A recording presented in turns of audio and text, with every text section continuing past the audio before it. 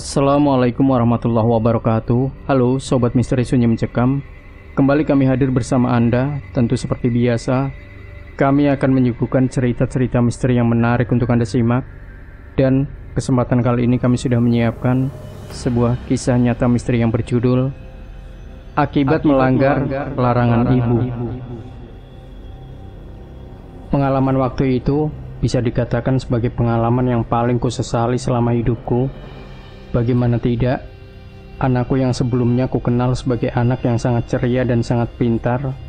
Sejak kejadian tersebut, kini anakku berubah menjadi anak yang pendiam, dengan sesekali bertingkah aneh entah kenapa. Semua kejadian itu berawal ketika aku mengajak anak dan istriku untuk pergi mendaki gunung yang ada di kota ini. Sebenarnya aku pun tidak terlalu mengkhawatirkan pendakian waktu itu, karena selain gunung yang akan kudaki itu adalah gunung yang bisa dibilang sebagai gunung yang tidak terlalu tinggi. Di gunung tersebut sudah sering kudaki berkali-kali. Hal itulah yang akhirnya membuat aku berencana mengajak anakku untuk ikut mendaki gunung tersebut. Meskipun aku pun tahu waktu itu anakku masih berusia sekitar 4 tahun. Awalnya istriku memang menolak rencanaku tersebut dengan dalih tidak mendapat izin dari orang tuaku. Namun setelah aku meyakinkan jika semuanya akan baik-baik saja, akhirnya istriku pun bersedia ikut dan membawa anakku untuk ikut pergi mendaki gunung itu. Dan singkat cerita, setelah semua persiapanku telah selesai, pagi itu aku pun bersama anak dan istriku mulai mendaki gunung yang memang tidak terlalu jauh dari kotaku saat itu. Di awal pendakian, semuanya nampak biasa-biasa saja. Bahkan bisa dikatakan, di awal pendakianku, semuanya berjalan dengan sangat lancar dan cepat karena saat itu aku juga melihat anakku terlihat sangat bersemangat ketika melangkahkan kakinya. Dan akhirnya, setelah beberapa jam berjalan, aku pun sampai di puncak gunung tersebut dengan tidak ada sedikit pun gangguan yang melanda. Sesampainya aku di puncak gunung tersebut, tentu saja perasaanku sangatlah bahagia, karena selain bisa menikmati semua keindahan pemandangan gunung, waktu itu perasaanku juga dilengkapi dengan rasa bangga karena anakku yang masih di usia segitu sudah mampu menaklukkan gunung tersebut. Meskipun sepanjang perjalanan tadi aku sempat menggendongnya berkali-kali. Dan setelah selesai beristirahat sejenak, akhirnya aku pun mulai menata tendaku. Dan istriku yang juga terlihat mulai menata barang bawaannya satu persatu. Namun anehnya, di tengah-tengah tenda yang masih belum berdiri dengan benar, sore itu tiba-tiba aku mendengar anakku bertanya kepada istriku dengan pertanyaan yang sedikit mengganggu pikiranku. Mama, nanti Lisa boleh main dengan kuda itu ya?" Ucap anakku yang terlihat berbicara kepada istriku yang saat itu berada tidak jauh dariku. "Kuda mana? Di sini nggak ada kuda sayang. Ini kan di gunung," jawab istriku yang saat itu terdengar santai dengan terus mengeluarkan bajuku dari tasku. "Lah itu kudanya, banyak," saut anakku sambil menunjuk ke arah salah satu bagian puncak gunung yang kudaki saat itu. Mendengar hal itu, istriku pun seketika menatapku dengan tatapan yang terlihat kaget dengan apa yang sudah dikatakan oleh anakku. Karena aku pun tahu, waktu itu di area puncak gunung tersebut, aku sama sekali tidak melihat apapun selain pepohonan. Dan karena aku mulai khawatir dengan apa yang dilihat oleh anakku, akhirnya aku pun seketika menghampiri anakku dan memperingatkannya agar dia tidak pergi jauh dari tempatku. "Lisa, nanti nggak boleh kemana-mana ya. Di sini nggak boleh main sendiri dan nggak boleh jauh dari tenda ini. Sudah, Lisa sekarang di sini saja, bantuin mama beres-beres," ucapku sambil mengelus-elus rambut anakku. Dan setelah nasihat singkatku waktu itu, akhirnya anakku pun terlihat nurut dan seketika membantu istriku yang saat itu masih sibuk menata baju-bajuku. Singkat cerita, setelah tenda berdiri, akhirnya sore itu pun aku dan keluarga kecilku segera masuk ke dalam tenda dan mulai bercengkrama sembari tiduran agar rasa lelahku bisa sedikit menghilang. "Lisa kuat juga ya mah? Aku gak nyangka loh," ucapku memulai percakapan. "Iya, tapi jangan sampai ketahuan ibu ya mas. Kalau Lisa kita ajak naik gunung, nanti kalau ketahuan ibu, kita bisa dimarahin habis-habisan, sahut istriku. Alah, ibu gak mungkin marah, Ma. Tenang saja, sahutku santai. Pokoknya jangan sampai ketahuan ibu ya, Mas. Kemarin sebenarnya aku pura-pura nanya ke ibu tentang Lisa jika ku ajak naik gunung. Ibu malah marah-marah. Katanya bahaya, belum waktunya, bisa ginilah, itulah. Pokoknya banyak wis alasannya. Terus karena kamu tadi pagi ngotot mau ngajak Lisa, akhirnya aku gak pamit sama ibu deh, ucap istriku jelas. Ya gak apa-apa. Tuh, sekarang lihat. Sekarang kita sudah di puncak. Dan dia baik-baik saja kan? Ucapku sambil menatap ke arah anakku yang saat itu ternyata sudah terlihat ketiduran karena sepertinya sudah kelelahan. Dan singkat cerita, karena saat itu waktu yang masih menunjukkan pukul 16.00 sore, akhirnya sore itu aku dan istriku pun memutuskan untuk beristirahat sejenak agar stamina kami tetap terjaga. Namun anehnya, masih beberapa jam aku tertidur lelap. Waktu itu aku terbangun karena aku mendengar suara anakku yang terdengar sedang bercakap-cakap dengan seseorang. Gak mau, aku gak boleh sama ayah main jauh-jauh, ucap anakku jelas. Mendengar hal itu, aku pun seketika bangun dari tidurku dan segera melihat ke arah anakku. Dan ketika aku membuka mataku, waktu itu aku melihat anakku tiba-tiba terlihat sudah duduk di pintu tenda, seolah-olah sedang berbicara dengan seseorang yang ada di depannya. Mengetahui hal itu, aku pun seketika meraih tubuh anakku dan seketika memeluknya dari belakang. "Kamu ngomong sama siapa?" tanyaku. "Sama anak ini ya," ucap anakku sambil menunjuk tepat ke arah depan tendaku, yang saat itu memang tidak ada apa-apa selain sepatu dan sandalku. "Anak mana sih? Gak ada siapa-siapa. Ayo, masuk tenda saja. Ini sudah maghrib loh," ucapku sambil kembali menutup resleting pintu tendaku. Dan anehnya, belum selesai aku berbicara dengan anakku, waktu itu tiba-tiba istriku bangun dari tidurnya dengan keadaan yang terlihat terkejut tidak karuan. "Astagfirullah," teriak istriku sambil bangun dari tidurnya. "Kamu kenapa, Ma?" tanyaku.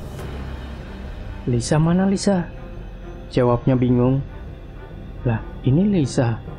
Kamu kenapa sih?" tanyaku heran. "Aku barusan mimpi aneh, Mas.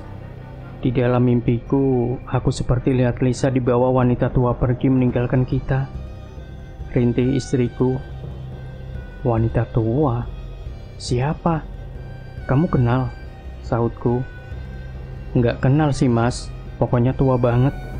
Mirip sama Mbak Eli yang tinggal di sebelah rumah kita," jawab istriku jelas. "Tadi Lisa juga main sama nenek jelek di sini. Waktu ayah sama mama lagi tidur, nenek jelek tadi masuk ke tenda ini, mainan sama Lisa," imbu anakku polos. Mendengar hal itu, aku pun seketika terkejut bukan main, dengan seketika duduk memegang tangan istriku, yang saat itu juga masih gemetar kebingungan. "Tenang ya, Ma. Malam ini aku gak tidur. Aku jagain anak kita," ucapku menenangkan istriku. Dan akhirnya, setelah obrolan malam itu selesai, aku pun memutuskan untuk tidak akan tidur, memastikan keadaan anak dan istriku tetap baik-baik saja.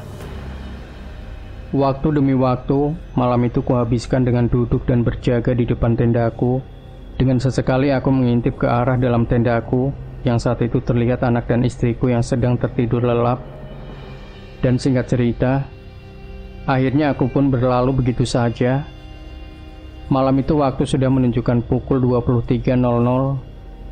Keadaan puncak yang sebelumnya sepi pun, waktu itu perlahan terlihat ramai dengan adanya beberapa tenda pendaki lain, yang juga sudah terlihat berdiri saling berjauhan. Dan di sela-sela, aku masih duduk sendirian di depan tendaku. Malam itu tiba-tiba aku dihampiri oleh pendaki lain yang terlihat sedang membutuhkan bantuan. "Permisi, Mas. Mas, boleh pinjam korek apinya?" tanya pendaki lain tersebut.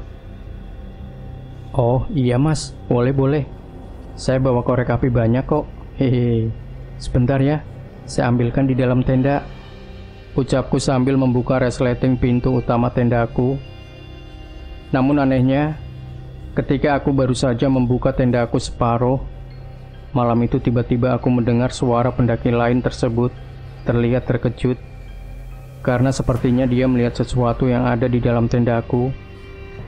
Astagfirullahaladzim, teriak pendaki tersebut sambil melihat ke arah dalam tendaku, yang saat itu memang terlihat istriku dan anakku yang sudah tertidur lelap.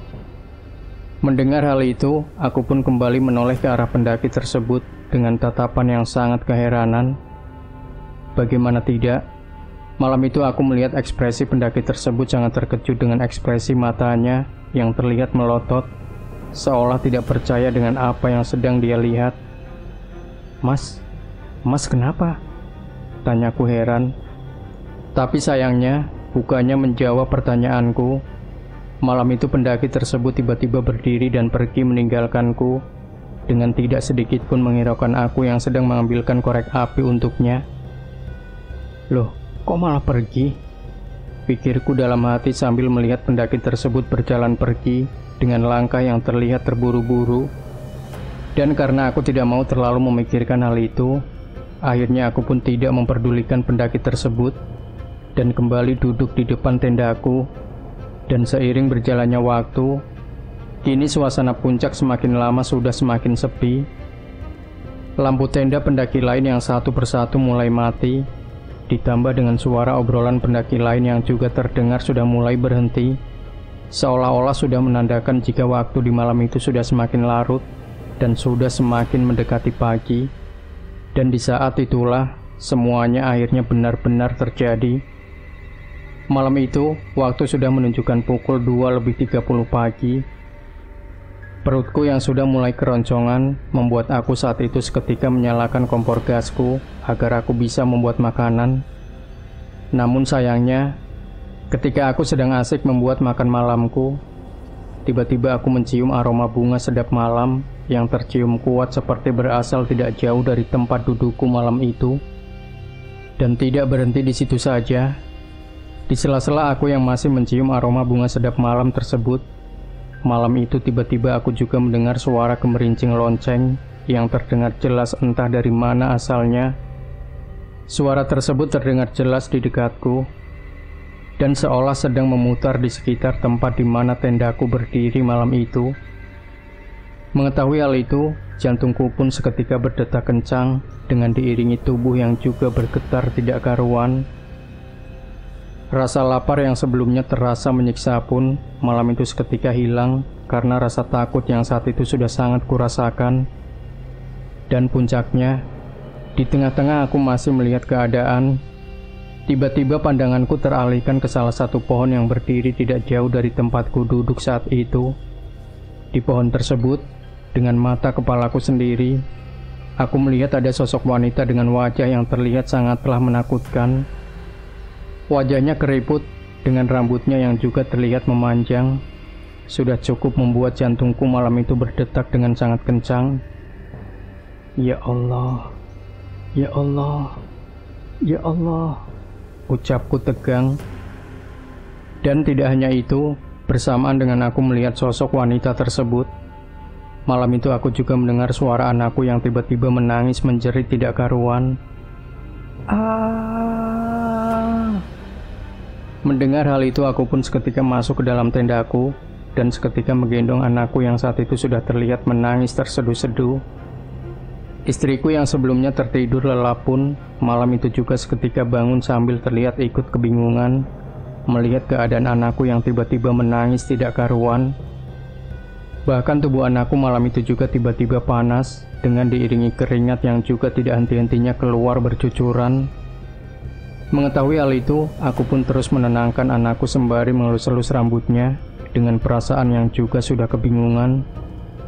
Dan anehnya, di tengah-tengah anakku yang masih menangis terseduh-seduh, dari dalam tenda malam itu, aku kembali mencium aroma bunga sedap malam yang diiringi dengan suara gemerincing lonceng yang saat itu juga terdengar dengan sangat jelas. Bahkan waktu itu istriku pun juga mendengar apa yang saat itu aku dengar. Dan tidak berhenti di situ saja, istriku juga terlihat sesekali memejamkan matanya seolah-olah dia yang sedang melihat sesuatu yang menakutkan di depan matanya. Dan karena keadaan yang kurasa sudah semakin membahayakan, akhirnya aku pun memutuskan untuk pergi dan bergabung ke tenda para pendaki lain yang ada di puncak gunung tersebut, agar aku tidak merasa sendirian. Mereka semua aku bangunkan, dan akhirnya mereka semua pun menemaniku dan keluargaku hingga pagi menjelang.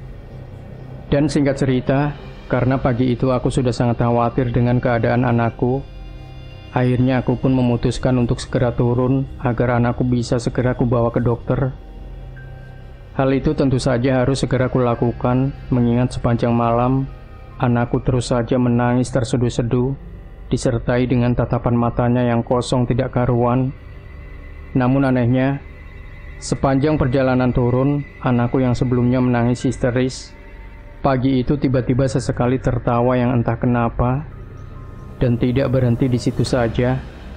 Saat itu aku juga merasakan jika beban anakku waktu itu terasa lebih berat dari sebelumnya. Bahkan hanya melangkah 1 jam saja, pagi itu aku harus berkali-kali istirahat, karena beban berat yang kugendong saat itu melebihi beban berat anak kecil pada umumnya. Sepanjang perjalanan turun, saya seperti sudah tidak melihat dia sebagai anak saya, Mas. Ketika dia melihat saya, dia selalu melirik tidak seperti biasanya. Suaranya pagi itu terdengar berubah dengan bau badannya pun beraroma bunga sedap malam. Dan tidak hanya itu, waktu itu dia juga berbicara lebih lancar dari biasanya, dan sesekali menyapa seseorang yang sama sekali tidak ada wujudnya. Di situ saya benar-benar stres. Ditambah sepanjang perjalanan turun, istri saya terus menangis karena memikirkan keadaan anak saya. Dan singkat cerita, setelah aku sampai di kampung yang ada di kaki gunung tersebut, siang itu aku diarahkan untuk menuju ke rumah salah satu warga untuk melakukan konsultasi tentang keadaan anakku. Dan kenapa siang itu aku tidak langsung menuju ke puskesmas atau ke rumah sakit? Karena aku pun tahu anakku saat itu sedang tidak sakit secara medis, namun non-medis. Dan akhir cerita, setelah aku menemui seseorang sesuai arahan dari penduduk sekitar, akhirnya anakku pun bisa berhenti bertingkah aneh, dan selanjutnya bisa aku bawa pulang dengan keadaan selamat. Tapi sayangnya, setelah kejadian waktu itu, kini anakku bisa dikatakan menjadi sedikit berbeda daripada sebelumnya. Kini dia menjadi anak yang lebih pendiam dari sebelumnya dan lebih suka menyendiri entah kenapa. Bahkan aku juga sering sekali memergoki anakku yang saat itu tiba-tiba terlihat berbicara seorang diri.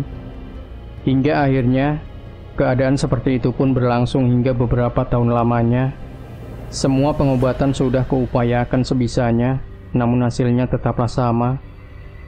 Dan sampai cerita ini ditulis, anakku masih bisa dikatakan sebagai anak yang sangat pendiam, disertai dengan sesekali tingkah anehnya. Kini, dia sudah kutempatkan di salah satu pesantren yang ada di Pulau Jawa, dengan besar harapan, suatu saat nanti, dia bisa sembuh seperti sedia kala. Terlepas dari itu semua yang terjadi di dalam dunia ini adalah kehendak dari Sang Maha Kuasa. Untuk itu, marilah kita bersama-sama lebih mendekatkan diri lagi, agar kita dijauhkan dari segala mara bahaya. Dan tidak lupa kami juga mengucapkan banyak sekali terima kasih kepada narasumber yang sudah berkenan membagi pengalaman ini, agar bisa menjadi pelajaran bagi teman-teman yang lain, agar lebih berhati-hati lagi dalam menjalani hidup. Demikian Sobat Misteri Sunyi Mencekam, jangan lupa berikan komentar Anda, like, share video ini, subscribe channel Sunyi Mencekam, dan kembali nantikan cerita-cerita misteri terbaru dari kami. Wassalamualaikum warahmatullahi wabarakatuh.